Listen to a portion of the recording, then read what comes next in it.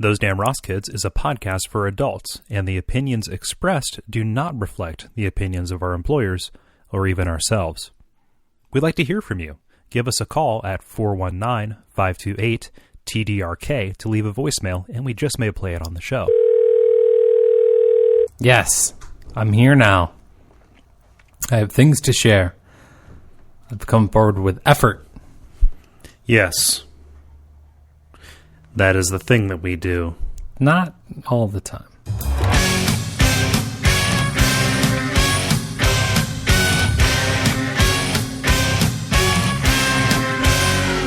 Those Damn Ross Kids, a conversation between brothers, featuring Kris and Kole Ross.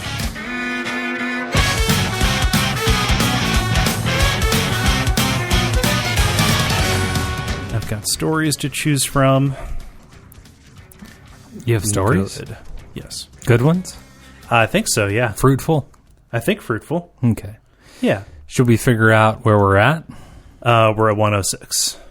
Really? Yeah. That doesn't seem right. No? Maybe, though. 2 years? Just about. Over? I mean, over 2. Well, yeah, we take breaks frequently. Well, life happens. Yeah, it does. This podcast is less important than others. Well I'm sorry. Is that a Ruffles or a Lay's? What? That chip on your shoulder. Oh, my bad. It's a Pringle. Break it, bitch. I don't get break the Pringle? Yeah. There's always broken Pringles. Try to put a whole Pringle in your mouth. Whether you put the curved side down or the curved side up, what do you do? Is this... Well, I place it so that my tongue is in the concave portion of the Pringle. Well, you're missing the flavor. Well, are they dusted on one side? Is it like aluminum foil where there's How a are shiny you fat? side? What's that? How is it that you are fat and not knowing how to eat a chip? I don't know. I don't use dips. Well, neither do I. Yeah. Oh, yeah, I mean, a dip is like maybe once a month delicacy offered at a party. Way above my class, like someplace I don't belong. But I'm just saying, like, it's been well determined that us chubby kids know how to eat stuff. Yeah, but okay, so how am I eating chips wrong? Well, you have to turn it over. You have to take the non-concave portion, the convex portion, and put that down to your tongue. Why? What's the... Because that's where the flavor is. Is it? That's how they powder them. I have no idea. Yeah, I talked to a guy who worked at the powder room. That might have been a different kind of powder room. Oh, fuck. Than you would, Thanks for bringing that up. Yeah. Was this some kind of cocaine parlor? What a great factory that has a powder guy. What? In the bathroom. Oh, yeah. I don't get it. Factory that has a bathroom attendant. Oh, okay. Yeah. Somebody be awkward around. Nah.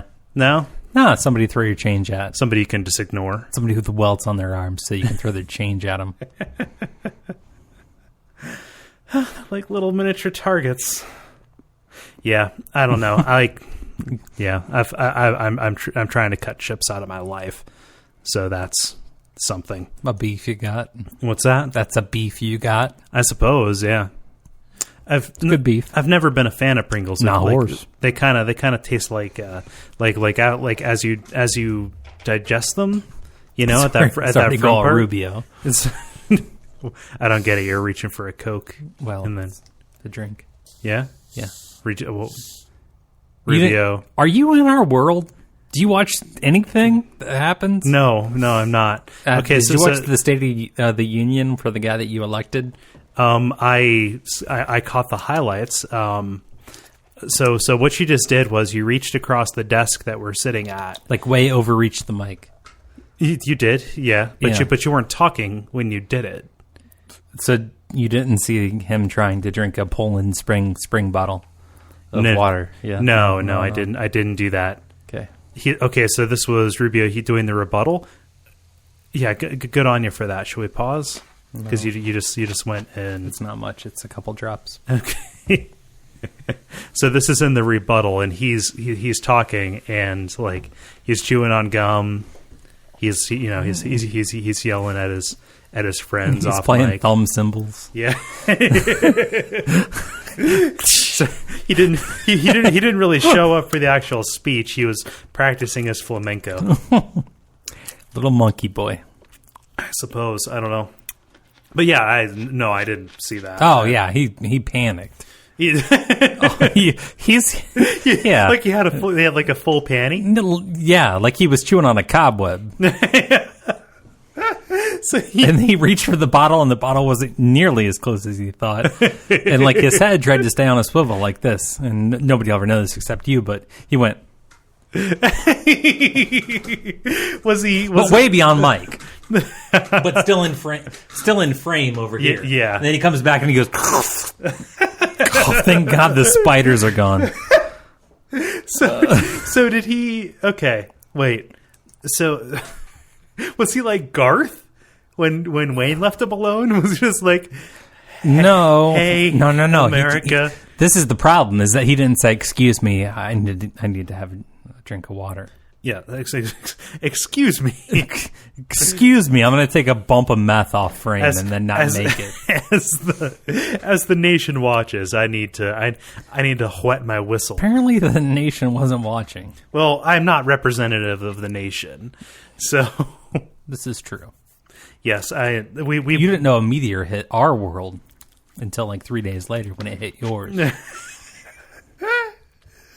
What was it that Mark Twain said about Cincinnati? When the world ends, I want to be in Cincinnati because it'll be 15 years behind the times.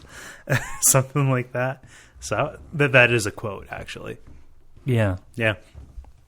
It's one of the few quotes where anybody ever mentions the town where I live. So it's kind of a thing. Oh, Mark Twain's a guy. And his name is about the depth of a river. It is, yeah. It's about... Yeah. It's a pseudonym. Yeah. Which is why my name is going to be Plum Bob. There you go. Is that a thing? Is that a tool? Better than Plum Bob, who fucks plums. Town center.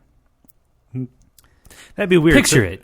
1779. But the year is 1799. The year is 1799. A man named Bob. Let us step through a magical door that takes us to Colonial Williamsburg as Plum Bob. So does he take the pit? Earns his title. Does he take the pit out of the plum? With this, yeah. Yeah, okay. So this was before they had melon ballers. by which I mean a dude named Melon Baller who balls melons. You got me. You just take that melon and you put it out back. You don't get me very often in the tobacco shack. You don't get me because I don't in my everyday vernacular. I don't use ball. Like I was balling it. Like I don't do that. Is that a and for you to? Who are you? Is that a thing? Is that a way to refer to tapping that? I was balling that. Yeah, I mean, I balled her good.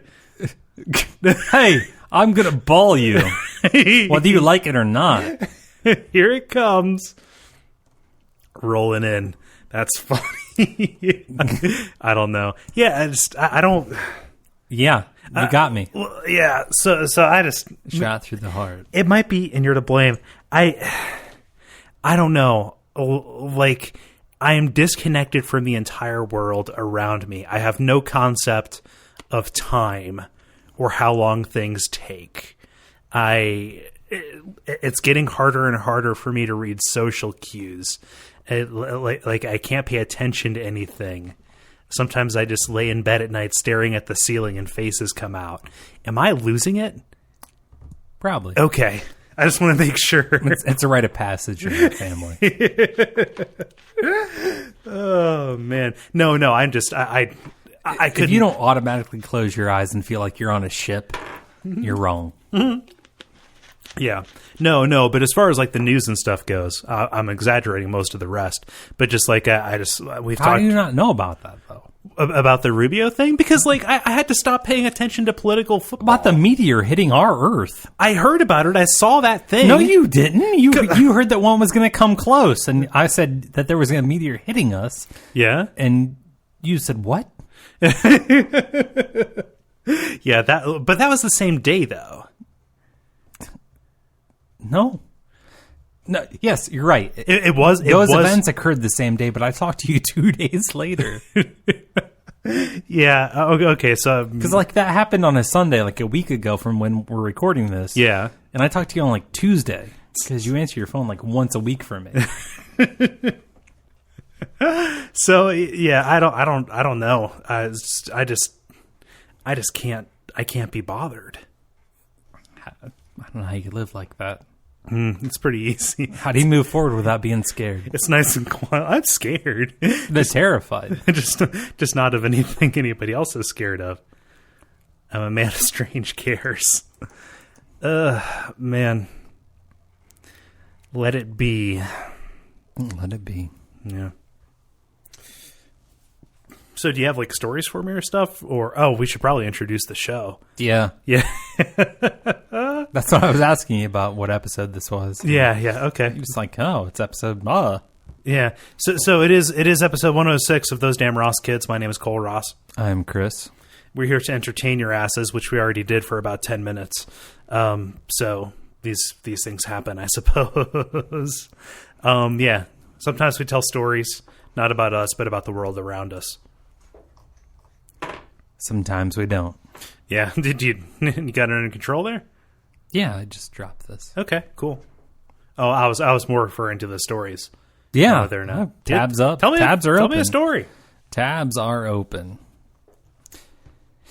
Invented in 1933 by the famous French designer Raymond Louis, was a pencil sharpener. An icon of the streamline movement. The Bauhaus. The brutalistic. In 2013, Francesco Moracchini introduces the Dildo Maker from his Tools series. Playing around the cliche of sex cells, the Dildo Maker's purpose is to provide the users with what they really want, pleasure, and moreover, sexual pleasure. The Dildo Maker is just a tool which doesn't give pleasure directly. The distance created here on purpose tries to raise questions on our relationship between us and manufactured products. Oh, cool. So I'm going to show you the original, and if you can come around, the original and the Dildo Maker. Which produces from carrot sticks, candles, slinkies, cucumbers, popsicles, potatoes, weenies, sausages, baked potatoes wrapped in aluminum foil and ice columns. And you will see the equation where input carrot to Dildo Maker. And it basically just lathes a mushroom tip on the end of any... No, come back around. No, I see... Oh, no. Oh, no, that's a wiener. It's got a little head on like it that's and like a ballpark weenie. Yep. There's that candle. Yeah. Yep. And a stick for nature lovers. So what I don't get is the ice. Is that for when you don't want there to be any evidence left over? I guess so. Yeah.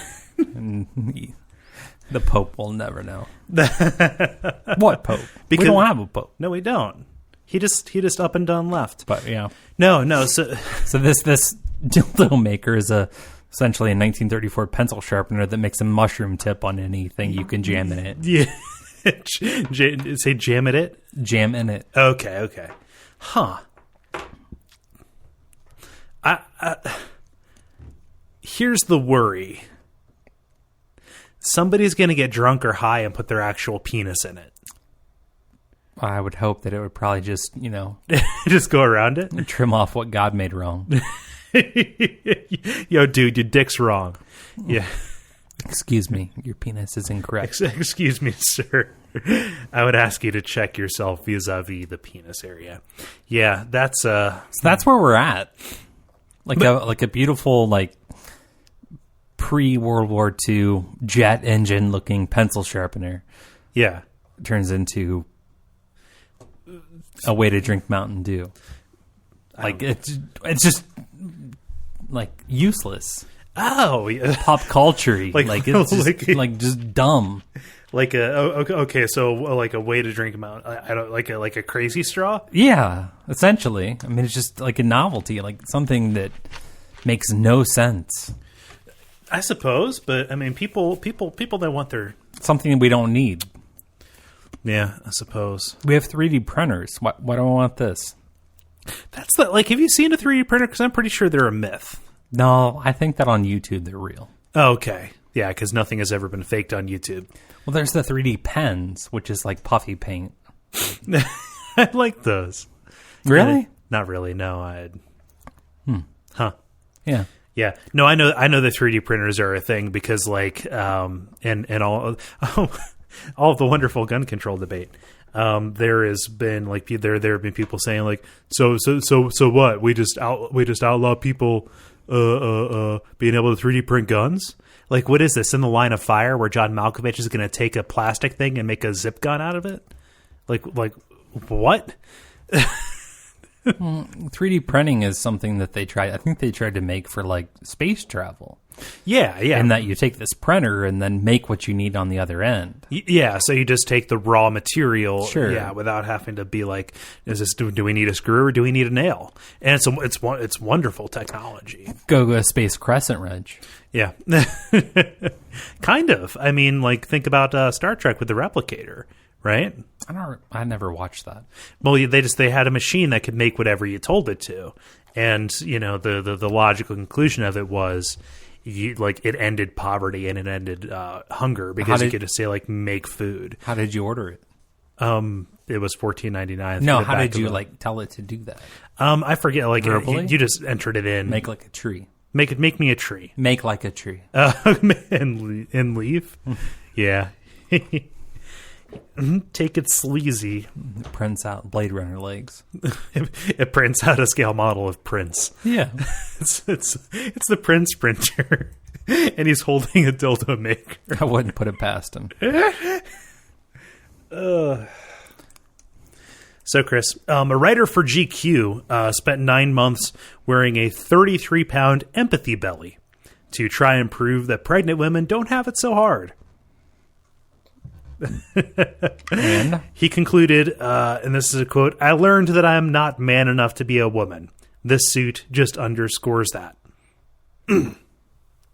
So, yeah, he took it off after 9 months. He had to wear it during the summer, as you would, unless you put it on in September and took it off. yeah, I mean, if you're abroad that gets horny in late winter, as you do.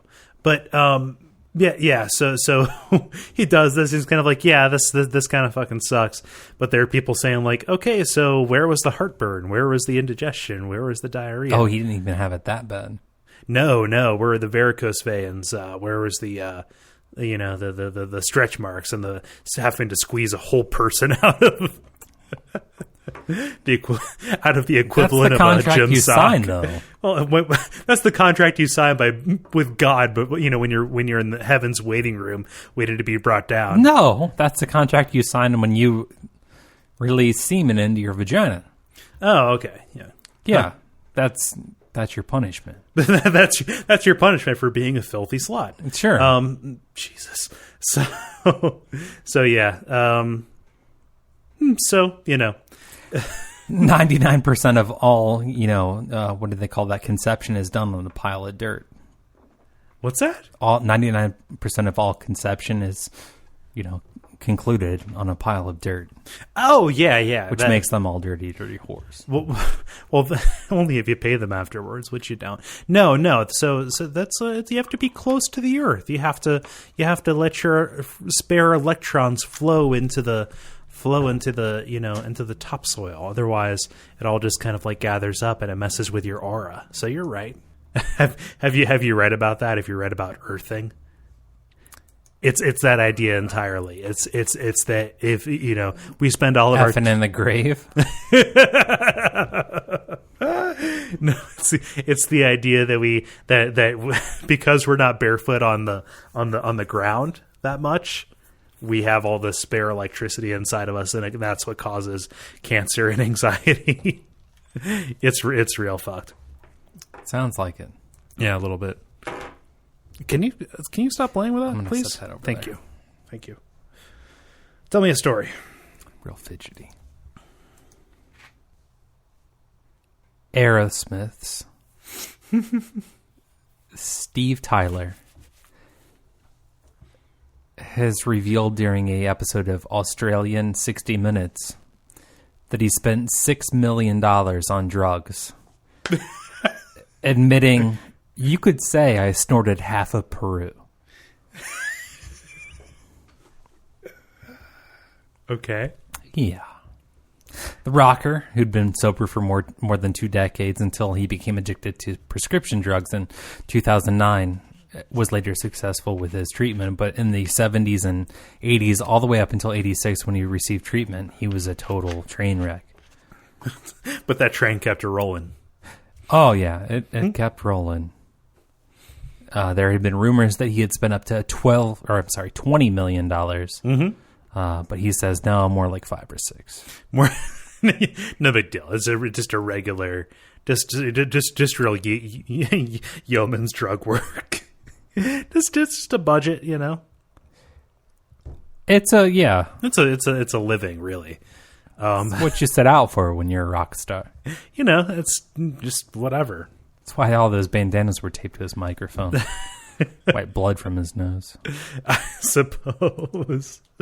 But, okay, so that's like what? Like a decade and a half, 15 years of drug use? Yeah, probably. That seems low. Low? I have literally no concept of what drugs cost. Well, even so, let's just say 15 years divided by, times 365 days times 24 hours. That's 131,400. Let's just go conservative and say 5 million. He's essentially spending $38 an hour for 15 years. He paid a union grip to live in his nose. to live in his nose and make him happy. Yeah. To make him feel whole again. Which, one-man entourage for the people like that, not too bad. No. It's like union grip. Oh, God. $5 to $6 million like on drugs. We make fun of him on the network a lot because he's a ludicrous man and he looks like a monster. Oh, really? Yeah. Never heard that. Yeah. Okay. My idol. He's my American idol. Is he even on that show anymore? No, he's gone. No, he's gone. He just criticizes people. Cast stones. Oh, man. I snorted half of the GDP of Peru. You could say. If you could put this in terms of like international politics. You could say I was so high I could take off vertically. That's a good one. That's a physics joke. Oh, man. So, Columbia University is reviewing a science professor after he stripped down to his underwear and showed 9/11 video footage during a lecture on quantum mechanics. That's how levers work. A quantum lever. My erect penis's Tower 7 goes down. He superimposed a game board of Hungry Hippos around the tower. It's a quantum lever. Consider time. Oh, gosh. The class was called Frontiers of Science, and his name is Professor Emlyn Hughes. He included 2 participants. He dressed one in black, and another, another who used a sword on a stuffed animal. In what way? It doesn't say. Oh, God. I pictured John Belushi as the samurai in... what's that? The Saturday show? The Saturday night. Yeah, the Saturday night stage television. Mr. John Belushi and Mr. Saturday. Mr. Comedy Ninja. Mr. Saturday. It starts with the professor stripping with his back to the students as music plays and an image of a skull is projected onto the screen. I'm just reading this from the article because it's just that great. Later, 2 stuffed animals are placed on stools, one of which is stabbed by a person with a sword. In the background, the video shows the fall of the World Trade Center and an image of Osama bin Laden.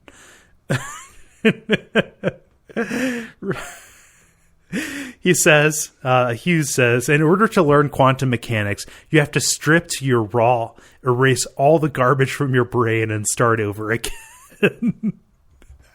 This guy's operating on like if we're in Green Hill Zone, this guy's in like Casino Zone, right? He's on like real like 4th level shit. I think he carried out shock and awe Shocking in response to 9/11. Shocking y'all. He's, you know what? We were all touched by that fateful day. But Columbia? Columbia University? Yeah, that's a special basket of nuts. up there in New York. Well, the people are probably pretty sensitive about 9/11 in New York. Yeah. They need to stop. Yeah. Gosh, says the university. Universities are committed to maintaining a climate of academic freedom in which the faculty members are given the widest possible latitude in their teaching and scholarship. However, the freedoms traditionally accorded the faculty carry corresponding responsibilities. So there was an asinine movie that came out about a decade ago called What the Bleep Do We Know? I never saw that.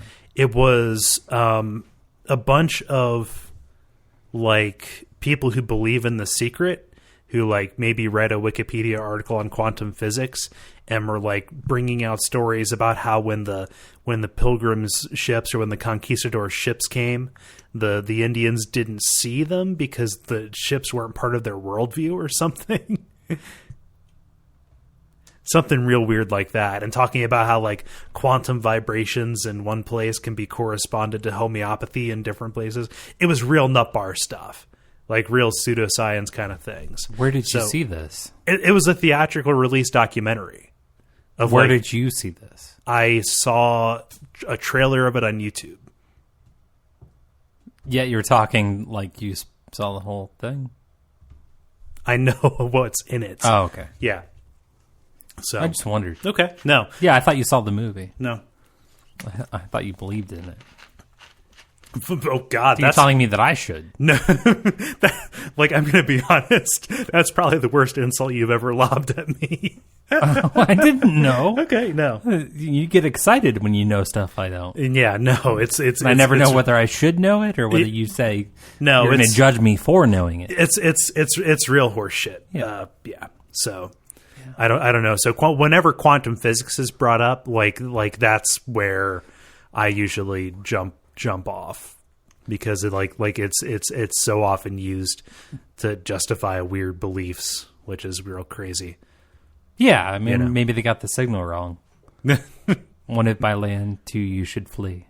I like that. Yeah, I like that. Even though that was a couple hundred years before. Before this? What's that? The Spaniards? The Spaniards, yeah. Oh, the Spaniards are coming. Yeah. Saw that flick. Hey. A recent study conducted by researchers at Washington University in St. Louis found that men married to women who out-earn them are more likely to use erectile dysfunction medication. The researchers studied 200,000 married couples between the ages of 25 and 49 over a period of 9 years and found that in heterosexual two-partner couples, anxiety and depression increased in men as their partners' paychecks increased. So they're both literally and figuratively emasculated. Yes.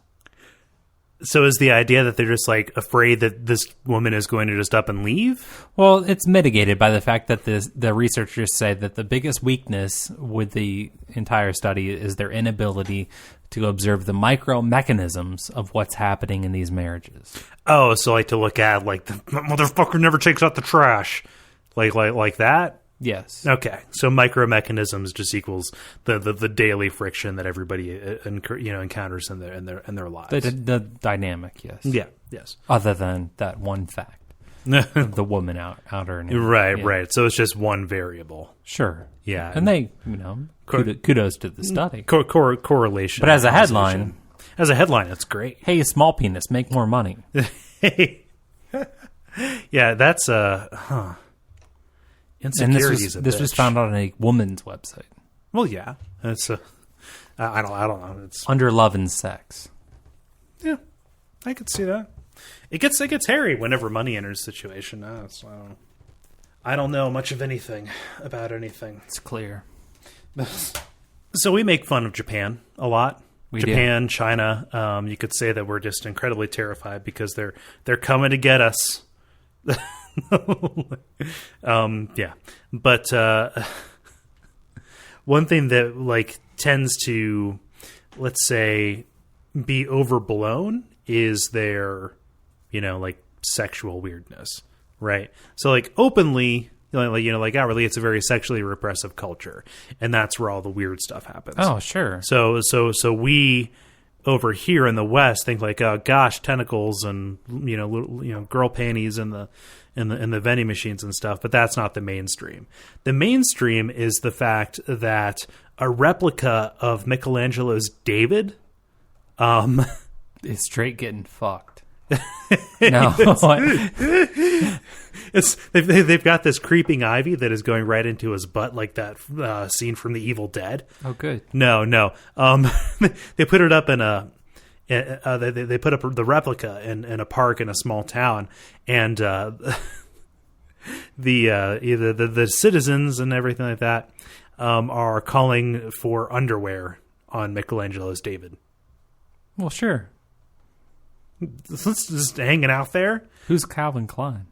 That would be an awesome underwear ad. Who is Calvin Klein?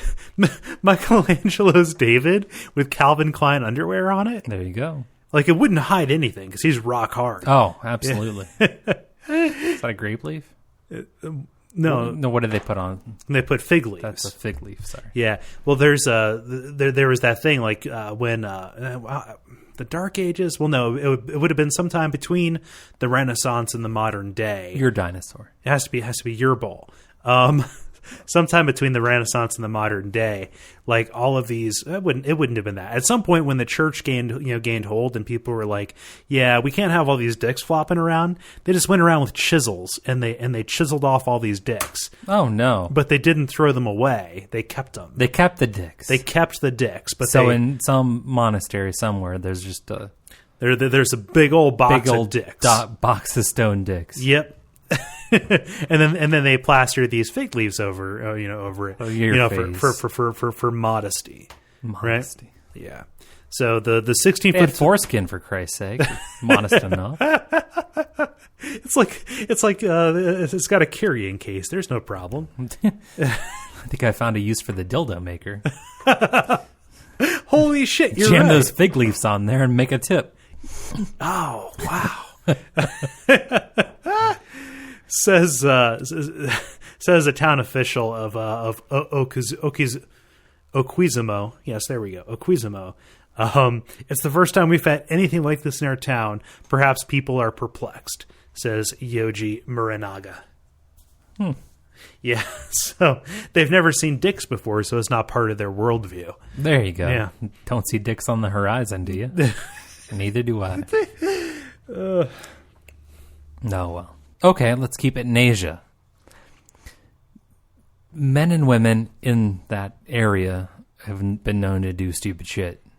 Men and women everywhere do stupid shit. Yeah, like fecal bubble parties. What? Fecal bubble parties? What? It's not part of the story. It's something I dreamed up. But, yeah. So, the article that I'm looking at shows a young woman going to a spa with her older mom, obviously. Okay. And so the lady says, my mom went to get her face done at the beauty salon, so I went with her. What I saw instantly shocked me. I couldn't look. The mom was getting a procedure called Huoluiao, and I'm going to do this thing. It's Huo with a smile mouth on over top of it. Lia with a apostrophe over top of it and a no. Yeah. Huolio. Sure. Yeah. Great. Good job. What? No, nothing. You're better than me. At pronouncing things. I know. That's good. It says that this procedure involves a specially prepared secret elixir, which is soaked into a towel and placed on the problem area, in this case, the face and eyes. Then some alcohol is added as a starter fluid. When everything's set, they light it up. Oh, no. After a few seconds, the flame is put out. As is the dim candle of her remaining life. Yes. So they're essentially dousing women with fire. And it... and I'm going to try to show you this picture if I can. But it looks like something at a Japanese steak grill. Holy shit. Yeah, it's Benihana on a face. It's dinner end, and oh my god. It's dinner and why? So I imagine the ointment is some kind of insulation. For fucking real, dude. Sorry. Just put it away. Chris is playing with a plug, and I've warned him repeatedly to stop. Baby Jesus.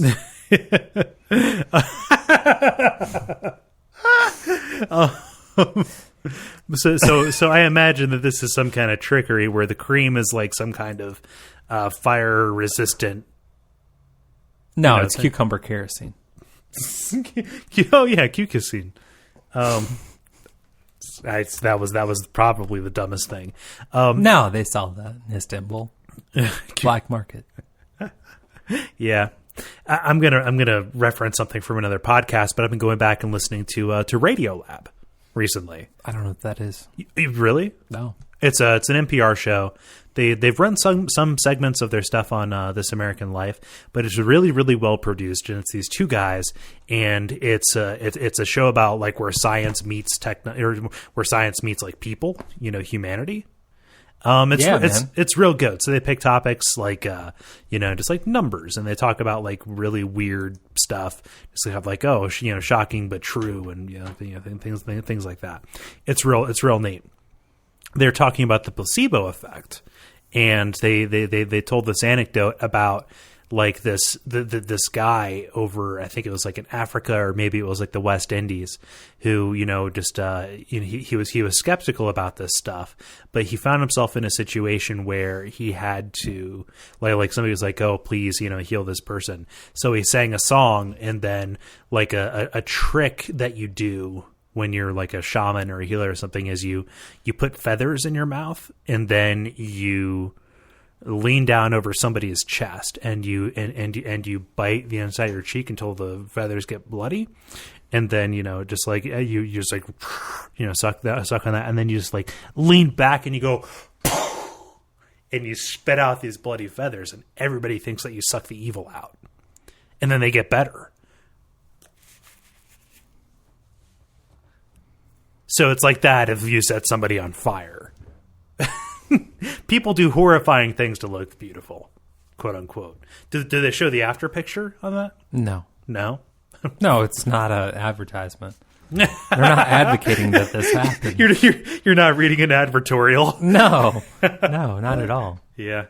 No one should run into a burning pet shop and rescue snakes.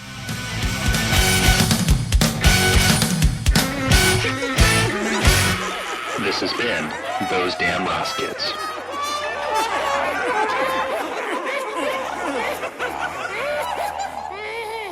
That's good. Okay. Cole, what can they do? You can go to iTunes and leave us a rating or a review. You can go to Duckfeed.tv/Those Damn Ross Kids, where you can find other things like our Facebook group.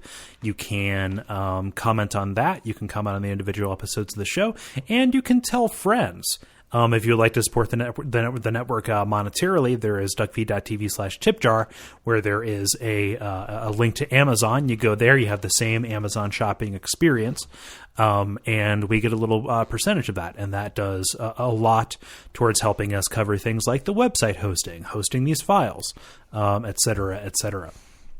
In kind of like other network news, there are shows that you can go listen to. If you like general purpose comedy like we do, The Pitch is real funny. That is done by Gary Butterfield and his friend Brayton Cameron.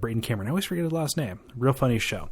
And then we also have Bonfireside Chat, where we just had Russ Frushtick from Polygon.com on as a guest to talk about a certain level of Dark Souls. But yeah, that's the big stuff. Did I forget anything? You got it. Cool. Night.